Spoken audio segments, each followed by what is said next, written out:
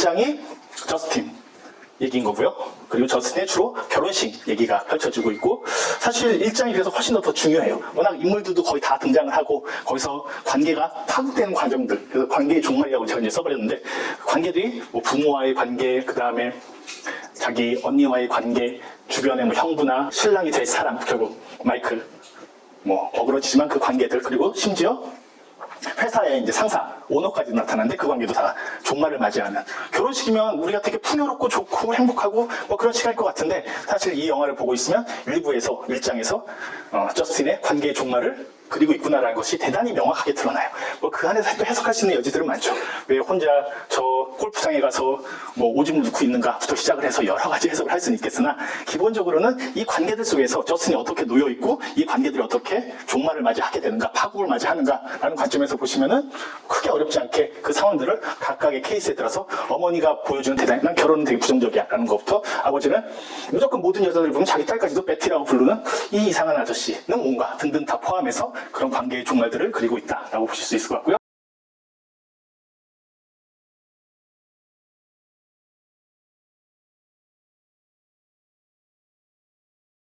멜랑콜리아라는 작품은 라스 폰트리의 뭐 비교적 최근작들 중에 하나이기도 하고요. 뭐 90년대부터 다양한 영화들을 만들어 왔었는데, 오늘은 라스 폰트리에 대한 설명을 따로 안 드릴게요. 뭐 찾아보셔도 많고 워낙 자료가 많은 감독들 중에 또 한 명이기도 하니까, 대신 오늘은 멜랑콜리아라는 영화를 거의 중심으로 놓고, 도대체 보시면서도 도대체 이게 뭔 소리야? 라고 생각하시기가 쉽죠. 그런 영화 중에 하나예요. 근데 뭐 비평가 입장에서는 그런 영화들이 비평을 할 수 있는 여지가 제일 많은 영화들이에요. 쉽게 말하자면 이제 모더니즘적인 작품들이라고 볼 수 있는 것들은, 뭐 지젝 같은 철학자도 그렇게 얘기했는데, 모더니즘은 해석을 필요로 하고, 그 해석이라는 것은 여러 가지 관점에 의해서 여러 가지로 해석될 수 있는 여지가 있다 보니까, 멜랑콜리아라는 영화는 이미 많은 철학자들까지도 달려들어서 저마다 해석을 내놓기도 했었고요. 저는 이제 제가 본 것에서, 혹은 제가 하고 싶었던, 옛날에 처음 봤을 때부터 지금까지 그 차원에서 멜랑콜리아에 대해서 말씀드릴 텐데, 크게 전 이 영화가 세 부로 나뉘어져 있다고 생각해요. 처음에 한 8분가량의 오프닝 씬이 있죠. 그리고 오프닝 씬이 처음에는 뭔 소리인지 잘 이해가 안 되실 거예요. 저도 처음 봤을 땐 도대체 뭐지 저 슬로우 모션들은? 그리고 거기에다가 트리스탄과 이졸데라고 하는 이 영화에서 대단히 반복적으로 쓰이는 바그너의 음악들이 반복되는 그런 것들이 있는데, 나중에 다 보고 나서 다시 그 앞에 8분으로 돌아가서 보시면, 아, 이게 전체 이야기를 압축하는 장면들의 나열이구나 라는 것을 짐작할 수 있게 돼요. 그럼에도 불구하고 그 장면 하나하나에다가 어떤 해석을 하는 것은 가능한데요, 그것을 해석할 때마다 그게 정답인지 아닌지는 명확하게 이거다라고 말할 수는 없어요. 그러니까 여러분들이 그런 것들은 제가 어떤 의견들을 드릴 테니까 보시고, 난 이런 생각을 해봤었는데 라는 것을 그냥 같이 붙이시면 돼요. 뭐 그걸 너무 어렵게 생각하지 않으셔도 되지 않을까 싶은 생각을 해봅니다. 그래서 1장이 관계의 종말이라면 2장이 지구의 종말, 그리고 나서 저는 앞에 8분의 화면으로 다시 돌아가서 정리하는 얘기를 드리고자 합니다. 멜랑콜리아라는 저 말도 사실 되게 복잡한 거예요. 멜랑콜리아를 우리가 어떻게 번역하죠? 보통? 우울. 근데 서구에선 멜랑콜리아를 그냥 단순하게 우울이라고만 얘기하기 되게 어려운 측면이 있어요. 훨씬 더 역사도 깊고, 멜랑콜리아에 대한 얘기가 나오는 건 거의 소크라테스 시대 때부터, 그러니까 2000년 전부터 나왔던 개념이거든요. 원래 의학적인 개념이었어요. 멜랑이라고 하는 게 저게 검은인가 그렇고요. 콜리아가 담즙. 그래서 검은 담즙을 가리키는, 그리스에서는 인간을 그 네 가지의 어떤 뭐 우리의 사상체계 뭐 이런 거 비슷하게 네 가지 형태로 나눴었는데, 그 중에 하나가 멜랑콜리아, 멜랑콜레스라고 하는 단어가 있는데, 한 가지 예로만 제가 가져온 책입니다.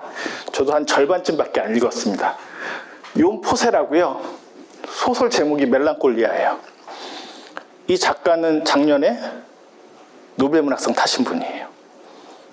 그러니까 이 단어가 서구 사회에서는 우리보다 훨씬 더 그 연원도 깊을 뿐만 아니라 어떤 소설의 제목이자 어떤 이미지로서 쓰이기도 해요.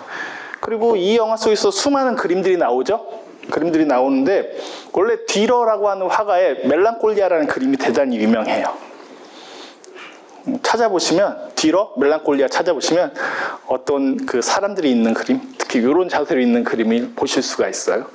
그리고 에트바르트 뭉크 아시죠? 절규 그린 사람, 이렇게.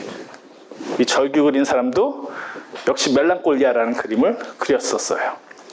뿐만 뿐만 아니라, 그러니까 멜랑콜리아의 그림의 되게 기본적인 어떤 형태는 뭐냐면요, 로댕이 생각하는 사람이에요.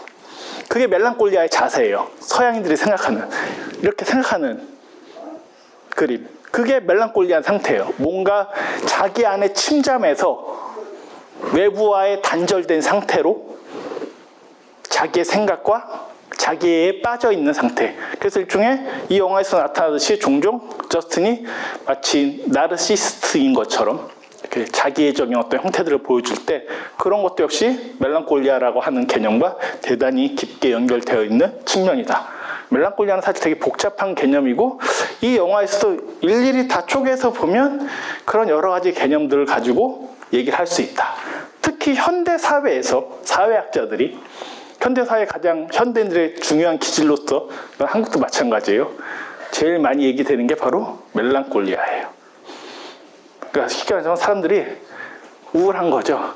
아이여서 우울한 게 아니라 이 사회의 수많은 커뮤니케이션 속에서 스스로 도태되거나 소외되거나 그것을 닫아버릴 때, 우울한 상태로 빠져버릴 때 그것을 멜랑콜리아의 어떤 상태와 같이 결합해서 얘기를 하기도 합니다. 멜랑콜리아를 어떤 인문학적 개념으로 적용했던 사람은 거의 모든 것에 개념들을 다 적용시켰던 프로이트가 또 있어요. 애도와 우울이라고 하는 제목으로 번역됐던 그 유명한 초기 때 1910년대가 20년대 때 썼던 프로이트의 아티클이 있는데 애도와 우울은 대부분 상실과 관련된 문제들을 다루고 있어요. 그러니까 누가 죽었다. 이때 죽은 이는 사랑하는 사람의 죽음을 얘기해요. 우리는 사회적으로 애도하죠. 뭐 세월호 사건이 됐든 이태원 사건이 됐든 우리가 그때 나타나는 방법들은 애도와 우울증의 상태에 빠지는 거예요. 그건 꽤나 개인적인 문제가 아니라 사회학적 문제이거나 공동체적인 문제일 때도 많아요. 프로이트의 이 개념은 처음엔 프로이트는 개인의 어떤 상태에 대한 진단으로서 던지긴 했었습니다만 나중에는 이게 사회학적인 개념들로 발전해 오게 해요. 그럼 애도와 우울의 차이는 뭘까요? 우리 흔히 애도한다. 혹은 우울하다. 되게 비슷한 것 같은데 사실 전혀 다른 말이거든요. 애도는 우리가 그 상실을 극복할 수 있을 때 애도합니다 라고 말할 수 있는 거예요. 극복한 상태예요. 그 상실을 인정할 수 있는 상태를 애도라고 이렇게 하는 거고요. 결국 이제 극복되는 건데 우울은 상실을 극복하지 못하는 상태를 가리켜요. 그래서 죽은 사람의 그 모습 혹은 상실된 그 대상에 대한 것과 나를 동일시하는 채로 침잠해 있는 것을 프로이트적인 의미에서는 우울이라고 얘기하는 거예요. 그래서 우리가 보통 우울한 것은 그렇죠. 사랑하는 사람이 죽거나 아니면 사랑하는 소위 이제 반려동물들이 떠났을 때 일정 기간 동안의 우울을 겪을 수밖에 없게 되죠. 그게 끝났으면 이제 애도의 단계로 넘어간다라고 이해하시면 돼요. 근데 실제로 현대 사회에서 많은 현대인들은 엄청난 우울증들을 겪고 있고 뭐 조울증이란 말이 있는 것처럼 조증과 우울증 왔다 갔다 하기도 할 터인데 이거 꼭 정신분석학적인 차원이나 뭐 의학적인 차원으로만 이해하는 것들에 대해서 요즘에 인문학들은 좀 일정하게 저항을 하면서 이것이 한 사회 구성체, 한 문화의 어떤 조건으로서 가지고 있는가, 어떤 식으로 구현이 되는가라고도 얘기를 해요. 처음에 보면 일부에서 저스틴 혹은 이제 결혼식을 하겠는데 거대한 리무진을 빌린 바람에 2시간 늦는 장면이죠. 결혼식의 시작부터. 근데 이 영화를 자세히 보시면 일장은 결혼식 과정이에요. 누가 만든 거예요? 그 결혼식은? 언니, 그렇죠? 언니가 다 짠 시간표대로인데 처음부터 이미 어긋나 있어요. 이미 관계는 여기서부터 끝장난 거예요. 그래서 존도 불만이고 언니도 계속 너 정말 이거 원하는 거 맞니? 라고 말을 하고 있어요.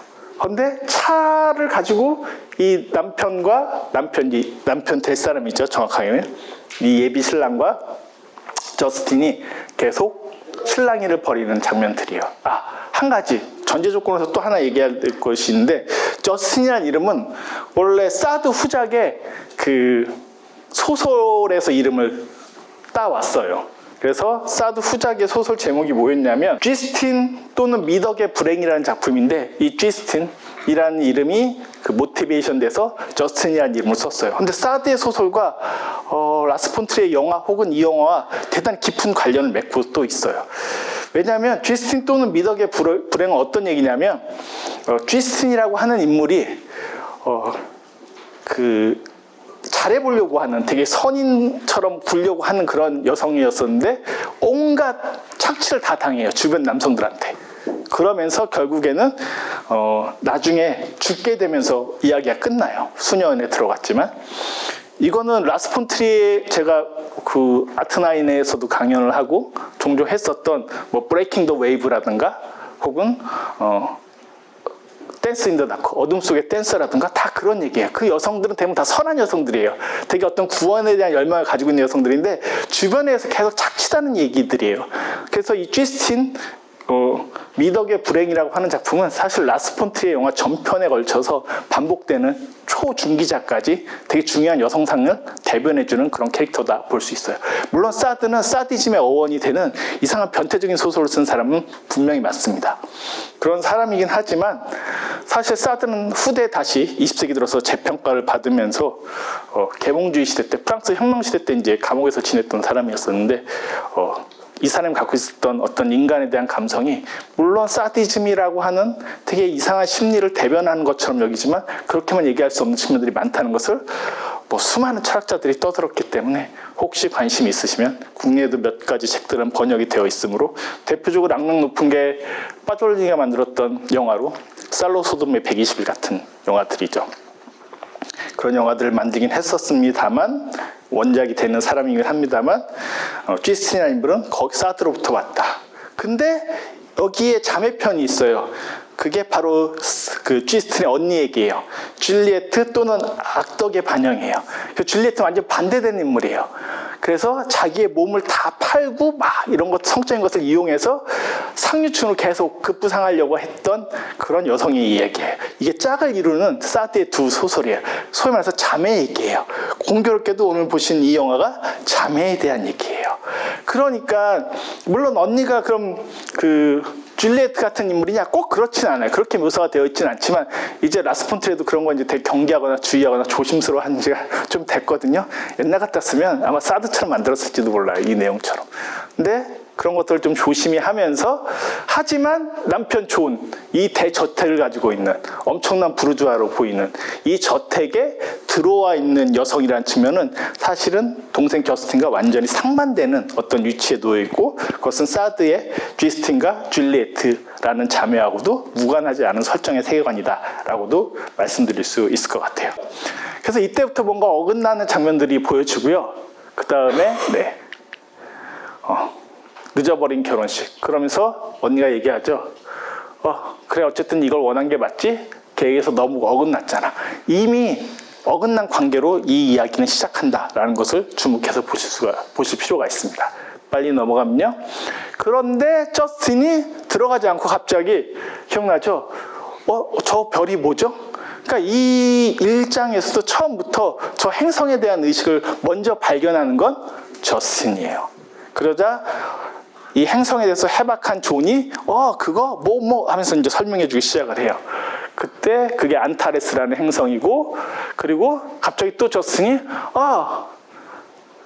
나 말 보러 갈 거야. 아브라함이라고 하는 말. 또 그 말도 나중에 또 다시 타고 말이 계속 가다가 또 거부하는 장면들이 있죠. 어쨌든 자기 남편이 저스틴이 마이클이 남편이야 라고 알려주기도 하고요. 등에 들어가면서 갑자기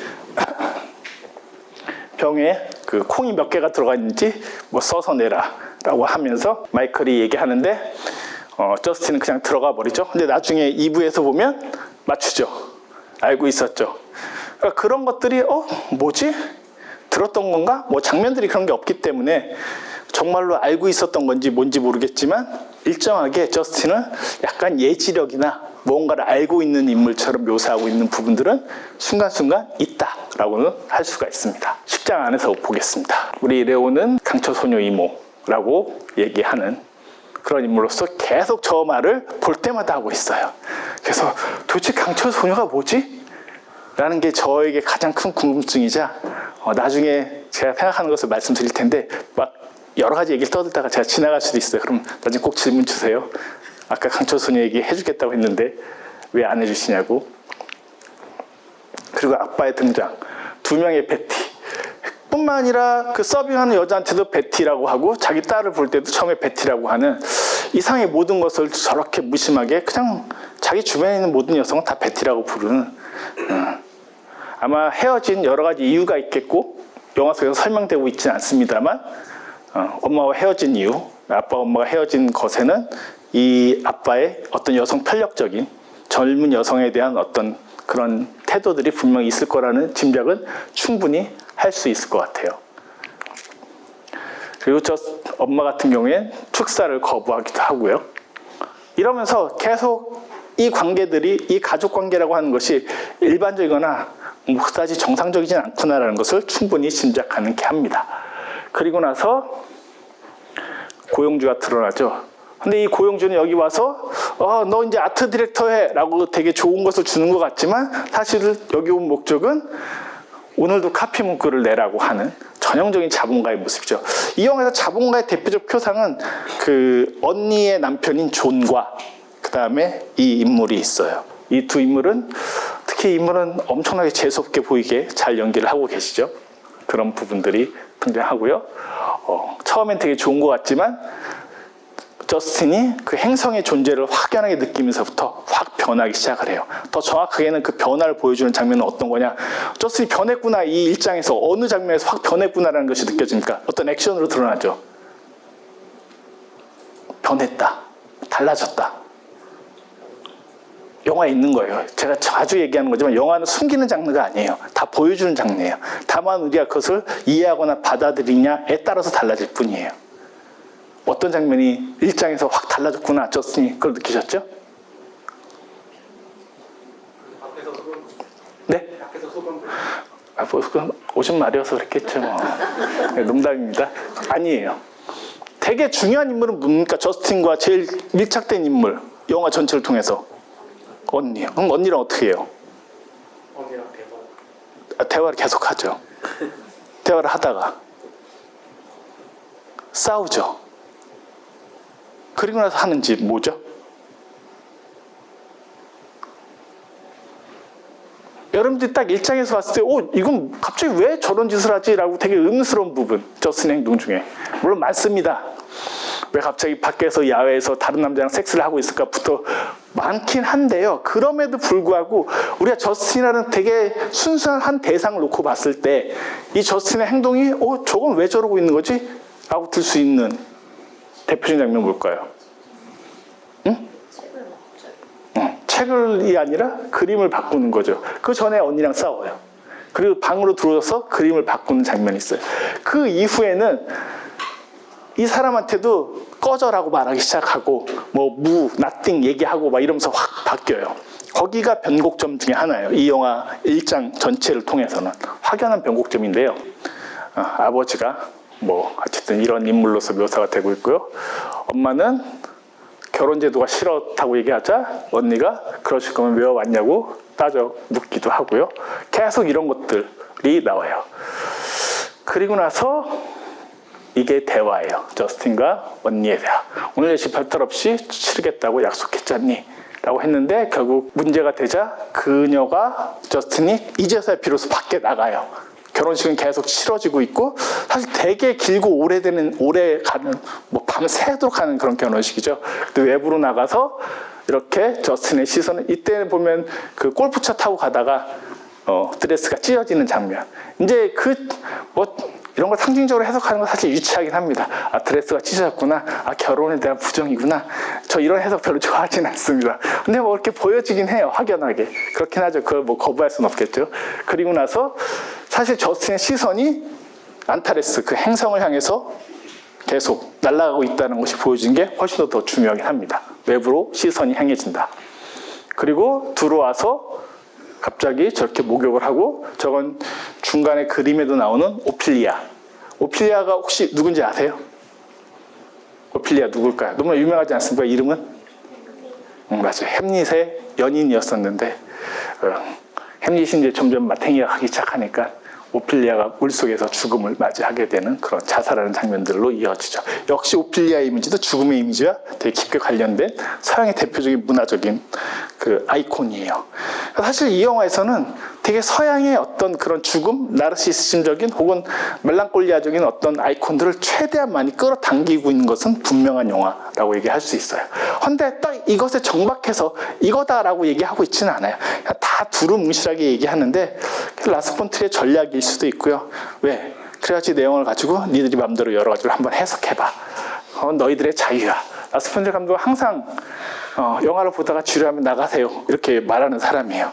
여러분들에게 굳이 이 영화에 붙들려가지고 이런 위대한 감동을 받으세요라고 말하는 사람은 아니에요.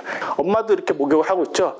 또 두 모녀가 목욕을 하고 있다는 것도 그래서 존이 엄청나게 짜증을 내고 결국 장모님 짐을 다 갖다가 던져버리는 뭐 이런 장면까지도 연결되죠. 전 그것보다 더 웃겼던 건 집사가 그걸 또 가져오는 장면이에요. 이게 부르주아의 세계예요. 사실 이 영화는 이 결혼식 장면은 부르주아의 결혼식이잖아요. 아무나 저런 큰 대저택에서 저렇게 화려하게 케이크를 썰면서 저렇게 결혼할 수 있겠습니까?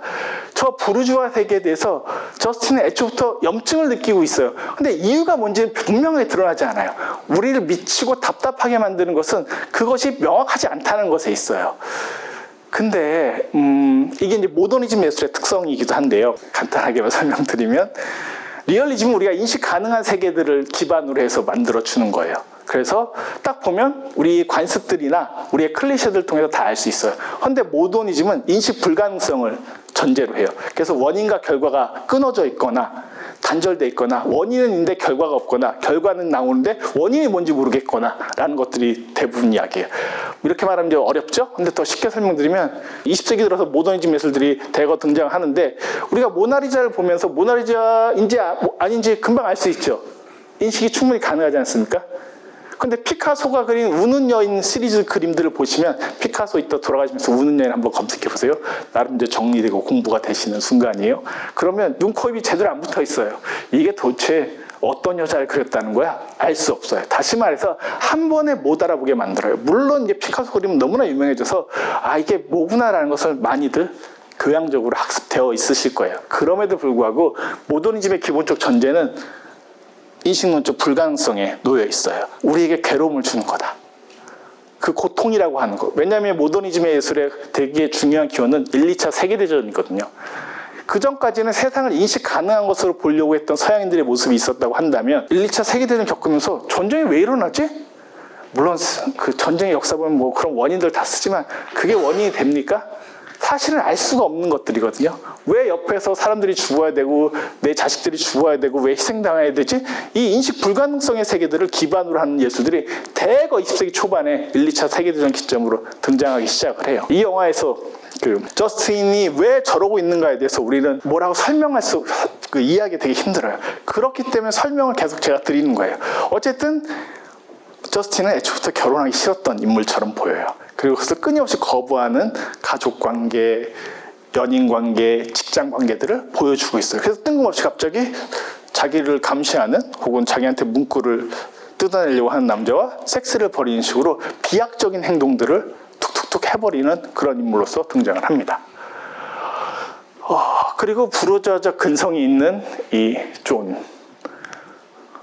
그 언니한테 클레어한테 이렇게 하죠. 18홀 골프장까지 있는 대저택이 흔한 줄 알아. 엄청나게 저러고서 강조해요. 계속 물어보죠.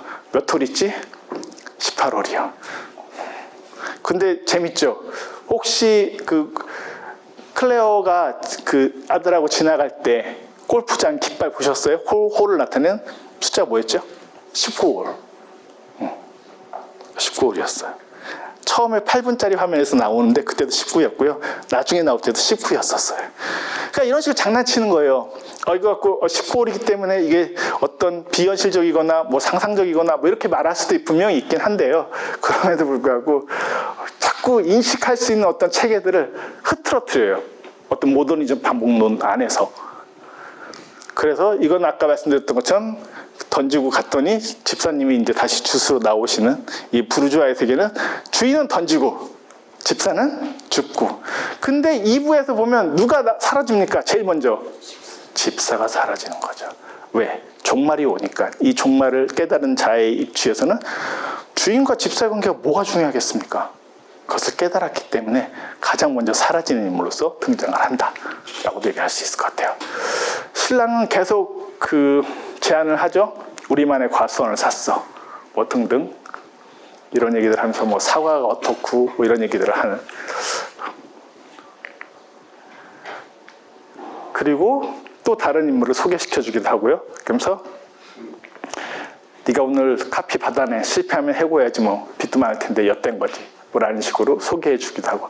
되게 또 확실히 말했던 이 장면도 정말 재수없이 보이는 그런 인물이죠. 그리고 나서 언니랑 다시 싸우고 집에 들어갔을 때 그림이 나옵니다. 이 그림은 뭐냐면 여기 딱 그 방에 있는 저 그림은 말레비치라고 하는 화가의 그림이고요.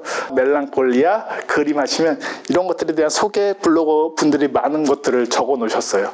각자의 또 해석이에요. 해석인데 이 그림을 갑자기 저스틴이 걷어 던져요. 이때부터 이제 저스틴이 이 염증, 짜증들을 확 전환시키는 순간이자 되게 중요한 모멘텀이라고 아까도 말씀드렸어요.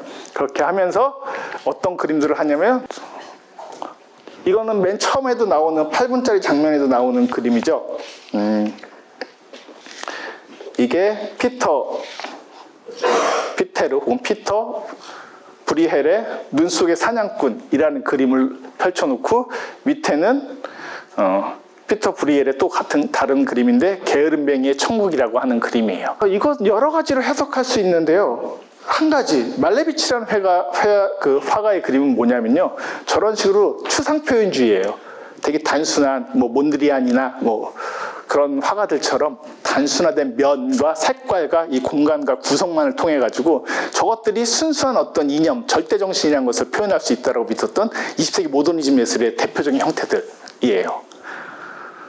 저런 것들을 거부하고 라스폰트리에가 저것도 일종의 보면 전쟁에 대한 어떤 우울증일 수 있거든요. 저 우울이 아니라 내가 선색하고 싶은 멜랑콜리아는 이런 그림들이야 라는 것처럼 아예 편집자적으로 개입하는 장면처럼 확연하게 보여요. 왜냐하면 저스틴이 저 행동을 하는 것들이 사실 확연하게 다가오진 않거든요. 그렇게 보이는데 어쨌든 이 그림을 뭐 여러 가지 해석할 수 있겠습니다만 첫 번째, 저 피터 브리엘의 눈 속의 사냥꾼은 이따가 나중에 나올 때도 한번 설명드릴 텐데 겨울이에요. 북유럽에 이 사람은 이제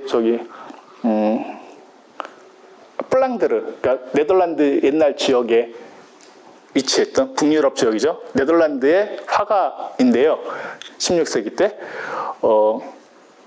마치 저 공간들이 뭐 영주가 있는 공간, 다시 말해서 이 존의 별장과 같은 그런 느낌을 준다라고도 이해하실 수 있을 것 같고요. 사실은 겨울의 공간이라고 하는 것이 특히 북유럽에서는 견디기 힘든 시간이거든요. 그런 견디기 힘든 시간들인데 그래서 사냥꾼들은 사냥을 하고 있고 이 그림 전체적인 걸 자세히 보시면 저기는 뒤에서 또 나름 또 애들은 또 놀고 있어요. 어떤 유희를 즐기고 있어요. 저 두 공간들을 보여주면서 겨울이라고 하는 것들의 어떤 풍경들을 담고 있는 대표적인 그림인데 이 그림이 또 가리키는 것 중에 하나는 어떤 이 공간, 이들이 있는 영지에 대한 그림의 어떤 접근법으로 제시될 수도 있다. 그게 더 확실히 나오는 건 바로 이 게으름뱅이의 천국입니다. 결혼식 같은 장면인 거죠. 부르주아들이 다 한가하게, 배부르게, 등 따시게 여기 와서 유희를 즐기고 있는 순간들의 어떤 예시인 것처럼. 그래서 이 그림은 피터 브리엘의 그림은 지금 이 영화 속에서 펼쳐지고 있는 저택의 상황들과 대단히 깊게 관련된 어떤 예시로서 선택한 것은 아닌가. 물론 감독님한테 직접 물어봐서 뭐 여러 가지 해석을 들을 수 있겠습니다만 뭐 이렇게도 얘기해 볼 수 있겠다 싶은 생각이 들고요. 그 다음에 나온 건 이제 오피리아 그림을 포함해서 이 그림은 뭐냐면 나무꾼의 딸이라고 하는 그림인데 같은 그 존 에버릿의 오피리아도 그림도 같은 화가인데요. 저 소녀는 계급적으로 되게 낮은 소녀예요. 그리고 이 남자는 뭐 소위 귀족 남자예요. 귀족 남자애가 산딸기 주는 장면이에요. 그러면 이들의 관계는 행복하겠습니까? 저 시대 때? 절대 행복하지 않겠죠. 그래서 불행한 어떤 관계성을 드러내는 어떻게 보면 이거는 저스틴에 대한 그림이에요. 저스틴은 결국 나중에 이렇게 될 것이고 지금 결혼은 이렇게 산딸기를 받아야 될까 말아야 될까 그건 직장에서도 마찬가지고 이 마이클에게서도 마찬가지고 그것을 갖고 고민하는 순간들에 대한 그림처럼 보여요. 그래서 이 그림의 선택은 저스틴을 가리킨다라고 저는 생각을 했습니다. 말이 되는 것 같아요. 안 되셔도 괜찮아요. 또 다른 것도 충분히 있을 수 있습니다. 그리고 이건 초상화인데요. 네. 아마 홀바인이라는 사람 그림들을 혹시 보셨을지 모르겠어요. 많은 초상화를 그렸었는데요. 게오르그 기체의 초상이라는 역시 16세기 작품인데 사실 홀바인의 그림에서 되게 중요한 것들은 이 사람도 중요하지만 저 사물들이거든요. 사물들로 가득한 세계를 그리는 홀바인의 그림이었었는데 이런 것들을 통해서 어떻게 보면 이 저택에 뭐 케이크라든가 여러 디테일한 소품들이 계속 나오잖아요. 그런 어떤 부르주아의 세계를 채우고 있는 사물들과의 연관성으로도 충분히 생각해 볼 수 있지 않을까라는 생각을 해볼 수 있는 그런 그림이기도 합니다. 그 다음에 또 너무 유명한 그림이 나오죠. 까라바지오 그림. 이게 골리앗을 그 다윗이 뭐 돌팔매로 없애버렸다. 그리고 이제 목을 잘라서 들고 있는 까라바지오라고 하는 피렌체 우피치 미술관에 가시면 아마 우피치 미술관에서 제가 봤던 것 같은데요. 네, 그 그림인데요. 여기서 재밌는 거는 이 골리앗의 얼굴. 골리앗은 진짜 구척장신이 엄청나게 큰 거인쯤 해당하는 인물이었고 다윗은 엄청나게 그 기독교 문화 안에서도 그렇고 서양에서 이 다윗 혹은 다비드를 그렸을 때 다비드상이거든요. 다비드라고도 부르고 이때 이 다비드상의 얼굴도 얘기하지만 이 사람이 그 까라바지오가 또 이제 게이이기도 했었거든요. 자기 얼굴인 동시에 뭐 연인의 얼굴이다라는 여러 가지 썰들이 있어요. 어떻게 보면 연인의 목을 들고 있는 얼굴로 이 그림을 해석하기도 해요. 되게 비극적인 거예요. 그러니까 다윗과 골리앗이 일종의 짝패인 거죠. 서로 저걸 통해서 다윗은 이제 왕이 될 수 있었던 소위 말해서 그 이스라엘에서 대단히 영웅으로서 대접받을 수 있었던 그런 계기가 되긴 합니다만 그 까라바지오가 이 그림을 선택했던 이유는 연인의 목을 들고 있는 그런 그림처럼 혹은 지인의 목을 들고 있는 그림처럼 해석이 되기도 합니다. 그래서 이 자체에 주는 정서는 전혀 다른 것일 수 있다. 신화적인 내용과 뭐 그렇게 볼 수도 있고 사실 이것도 관계의 파국이라고 하는 1장의 기본적 내용이라고 했던 그런 것으로 대변되는 그림으로 이해해 보실 수도 있을 것 같습니다. 그리고 맨 마지막에 이 그림 보면서 혹시 어떤 애니메이션 생각나지 않으세요? 저는 원룡공주가 생각나는데 되게 모노노케 히메 같지 않으세요? 그런 것처럼 사실은 자연과 어떤 그 동물, 사물, 어떤 이 오버랩되어 있는 그런 그림으로도 충분히 이해해 볼 수 있을 것 같아요. 나중에 보면 결국에는 저스틴이 이 행성을 받아들이게 되는 그런 계기들의 2부의 장면들은 결국 이런 그림으로 또 대변돼서 이해해 볼 수 있지 않을까. 마치 물화일체를 그리는 것 같은. 근데 저 화가가 실제로 그 카르일이라는 사람이 대표적인 우울증에 걸렸던 화가로 또 알려져 있기도 합니다. 그런 의미에서 선택을 했을 수도 있고요. 네. 빨리 가보겠습니다. 결국 그래서 남자친구가 아니죠. 남편이 소위 말해서 초야를 원하는 건데 뭐 이들이 그 전에 관계가 있었는지 없었는지는 모르겠어요. 영화 속에서 전혀 그런 것은 나오지 않아요. 하지만 그것을 거부하게 되고 완전히 이제 닥쳤던 지붕 쳐다보는 것처럼 망연자실한 저 마이클의 표정을 여러분께서는 영화에서 보실 수가 있습니다. 그리고 결국 밖에서 잭과 다른 그 쫓아있는 그 남자와 섹스를 하는 장면들을 보시게 되고요. 그리고 엄마 방에 가서 어떤 위로와 뭔가 도움을 청하려고 했더니 엄마가 하는 말은 여기서 나가라. 난 결혼이 싫다. 결혼에 대해서 완전 부정적인 저 엄마의 모습을 통해서 엄마가 딸의 결혼식에 축하해 주러 왔는데 그것을 부정하는 그런 장면들을 보셨습니다. 그리고 이 남자에게는 당신을 팔아버리면 어떨까 하고요 라는 그런 상상을 하게 되고요. 그리고 결국 마이클에게 이럴 줄 알았잖아요 라는 관계의 파국들을 보여주게 됩니다. 계속 이후는 드디어 저스틴이 관계들을 정리하고 있는 얘기들인 거예요. 다 하나 둘씩. 언니조차도 반복적으로 나온 대사 중에 하나죠. 가끔 내가 죽도록 미워 라고 하는 말을 듣게 되고 이 남자는 갑자기 들이대죠. 한번 그랬다고 그랬더니 아니죠 하면서 스스로도 물러나는 그런 장면들도 코믹하게 있기도 했었습니다. 그리고 678개라는 것을 클레어가 듣게 되고 번호 숫자가 틀렸는데 아버지는 자고 가라고 했었잖아요. 내일 아침에 드릴 얘기가 있다고 했더니 누가 차 태워준 데서 간다라면서 갑자기 편지만 남겨놓고 가버리는 저 아버지는 확실히 좀 이상해요. 정상은 아닌 것 같아요. 그런 장면들도 보셨습니다. 그러면서 남은 건 결국 자매들밖에 없는 거고, 이 자매가 말을 타고 다음날 아침에 말을 타고 갑니다. 그러면서 계속 달려가는데 일정의 끝은 말이 어느 순간 가길 멈추고 거부하게 되는데, 그때 하늘 쳐다보니까 갑자기 그 행성이 안 보이는 거예요. 그래서 안 보인다라는 얘기를 하면서 일장은 그렇게 끝나게 됩니다.